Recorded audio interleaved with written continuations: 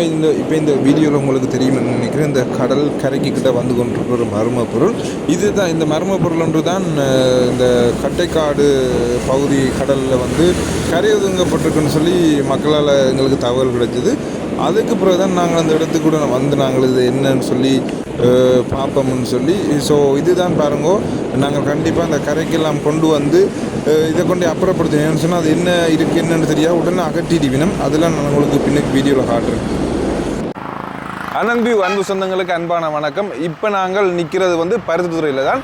அது என்னத்துக்குன்னு சொன்னால், நாங்கள் ஏற்கனவே வந்து ஒரு மிதவை சம்பந்தமான வீடியோ உங்களுக்கு தந்திருந்தாங்க. இப்போ வந்து பார்த்தீங்கன்னா தமிழர் வாழ்கிற பிரதேசங்களில் வந்து கடற்கரை அண்டிய பிரதேசங்களில் மிதவைகள் வந்து ஒன்றுக்கு ஏற்கனவே நான் ஒரு வீடு, அதாவது மிதவை வீடு ஒன்று வந்திருந்தது உங்களுக்கு வீடியோ தந்திருந்தேன். இப்படி நாங்கள் அடிக்கடி கேள்விப்படுறோம். என்னென்னு பார்த்தீங்கன்னு சொன்னால், மிதவைகள் வந்து இந்த தமிழர்கள் பறந்து வாழ்கின்ற பிரதேசங்களில் கடற்கரை பகுதியில் மிதவைகள் கரையொதுங்கிய வண்ணம் உள்ளது. அந்த மிதவைகள் என்ன இருக்குது, என்னென்ன பிரச்சனை இருக்கோ தெரியல.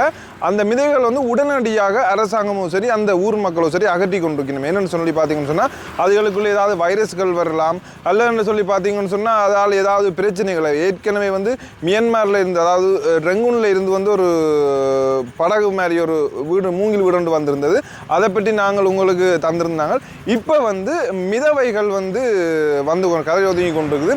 இன்றைய தினம் வந்து இப்போ எங்கே ஒதுங்கி இருக்குன்னு சொன்னால், கட்டைக்காட்டு பகுதியில் தான் ஒரு பெரிய, அது மிதவைன்னு என்னன்னு சொல்லுது கிட்டத்தட்ட நான் நினைக்கிறேன். அதே நேரம் வந்து பார்த்தீங்கன்னு சொன்னால், மியான்மர்லேருந்து முல்லைத்தீவு பிரதேசத்தில் வந்து ஒரு கப்பலும் வந்து கரை ஒதுங்கினா, அந்த கப்பல்லையும் வந்து கிட்டத்தட்ட 100க்கு மேற்பட்ட மக்கள் வந்து அவர்கள் திருவண்ணாமலைக்கு கொண்டு போய் திருப்பியும் வந்து இந்த முல்லைத்தீவில் தான் அவர்கள் முகாமில் தங்க வச்சிருக்கணும். ஸோ அதுக்கு பிறகு தான் தொடர்ச்சியாக இந்த படகுகள் சரி மற்றது பார்த்திங்கன்னா மிதவைகள் சரி நிறைய கணக்கு கிட்டத்தட்ட மட்டக்களப்பிலையும் இப்படி ஒரு மிதவை ஒதுங்கி இருக்குது.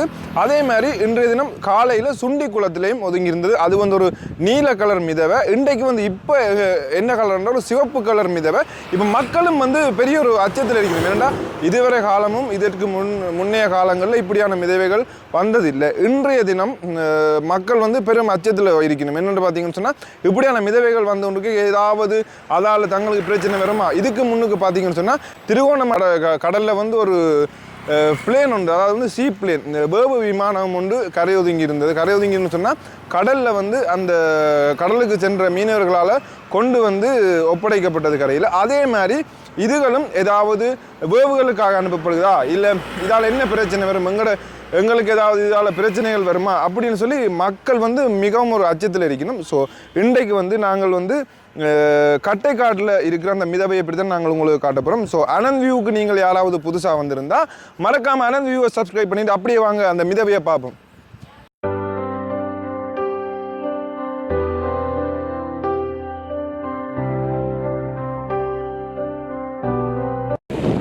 இப்போ வந்து அந்த மிதவை பாருங்க, அந்த கடலில் வந்து ஒரு கரைக்கு வராமல் ஒரு அளவு தூரத்தில் வந்து நிற்கிது.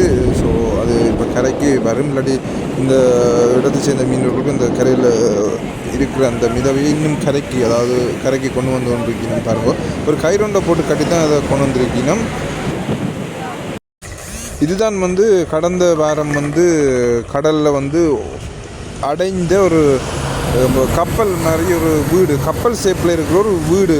இதை வந்து பார்த்திங்கன்னு சொன்னால், இந்த கடல் கொந்தளிப்பால் வந்து ஒதுங்கினதா இல்லை ஏதாவது பிரச்சனைக்கு என்ன இது என்னத்துக்காக இது எதுவும் கரை ஒதுங்கினது என்று கூட தெரியாது. ஸோ இப்படியான மிதவைகள்லாம் நிறைய வந்து கரை ஒதுங்கி கொண்டிருக்கு. இது கடந்த 2 வாரங்களுக்கு முன்னுக்கு கரை ஒதுங்கினது நாகர்கோவிலில். அந்த வீடும் வந்து உடைக்கப்பட்டிருக்குது. உடைச்சு உடனே அகற்றினோம். என்னென்னு சொன்னால், நான் ஏற்கனவே உங்களுக்கு சொல்லியிருந்த மாதிரி இதுகள் ஒதுங்குறதால ஏதாவது எங்களுடைய நாட்டுக்கு ஏதாவது பிரச்சனையா, இல்லை வந்து பிரச்சனைன்னு சொன்னால், நீங்கள் பார்த்தீங்கன்னா இந்த வைரஸுகள் ஏதாவது தொற்றுக்கள் இப்போ வேறு நாடுகளில் இருந்து தானே வருது. ஸோ அதனால் இதால் ஏதாவது எங்களுடைய நாட்டு மக்களுக்கு பிரச்சனை வருமா, அல்லது போனால் இதில் ஏதாவது பிரச்சனை இருக்கான்னு சொல்லி பார்க்குறதுக்காக இதுகளை உடைச்சி உடனடியாகவே அந்த கரையில் இருந்து அப்புறப்படுத்தி கொண்டிருக்கணும். இதை பார்க்குறதுக்கு பெருந்திரளான மக்கள், இராணுவத்தினர் எல்லாருமே வந்து கொண்டிருக்கணும், போலீஸார் உட்பட. ஏன்னு சொன்னால் ஒரு பாதுகாப்பு முக்கியம் தானே மக்களுக்கு.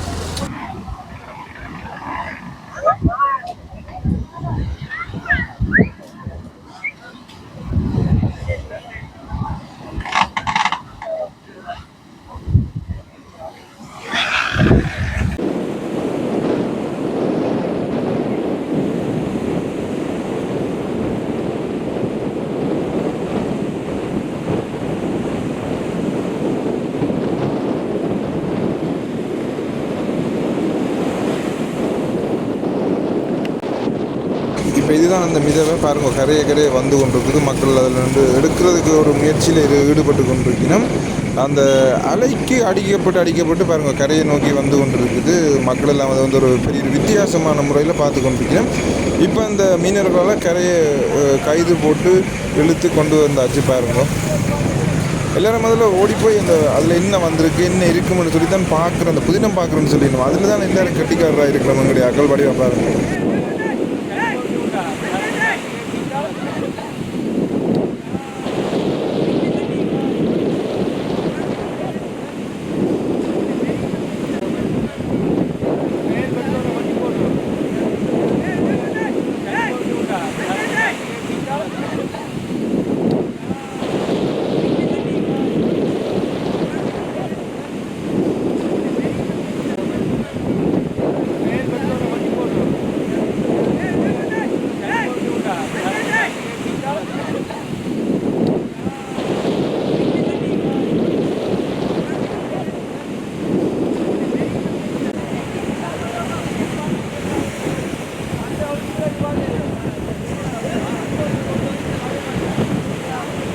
இப்போ அவர்கள் அதை தூக்க கஷ்டப்படணும். இது எங்களால் ஒரு முடிஞ்ச ஒரு உதவி. இந்த முட்டைக்கட்டையை கொண்டே கொடுத்து நாங்களும் சேர்ந்துருக்கா இதை ட்ரை பண்ணி தூக்கி பார்ப்போம். சரியில்லை தானே? இந்த கட்டையை வச்சு தூக்குங்க அண்ணா, ட்ரை பண்ணுங்க. இந்த மிதவை தான், இதை வந்து மிதவை என்று சொல்கிறவையாம். இந்த ஒரு மர்ம பொருள் என்று சொல்லி தான் இதை சொல்லியிருந்தவன். ஸோ இதுதான் வந்து இந்த கடல் கொந்தளிக்கிற இந்த காற்றுன்ற சீட்டம் காரணமாக வேறு நாடுகள்லேருந்து கிட்டத்தட்ட எங்கடையாக்களாரும் பார்த்து அனுப்பிங்களோ ஒரு போஸ்ட், அதாவது போஸ்ட் ஆஃபீஸில் வச்சுருக்க அந்த தபால் பெட்டி மாதிரி இருக்குண்டு. ஸோ ஆனால் தபால் பெட்டியில் பாருங்கள் இரும்பு உள்ளுக்கு வந்து ரெஜிபோம் இருக்கு.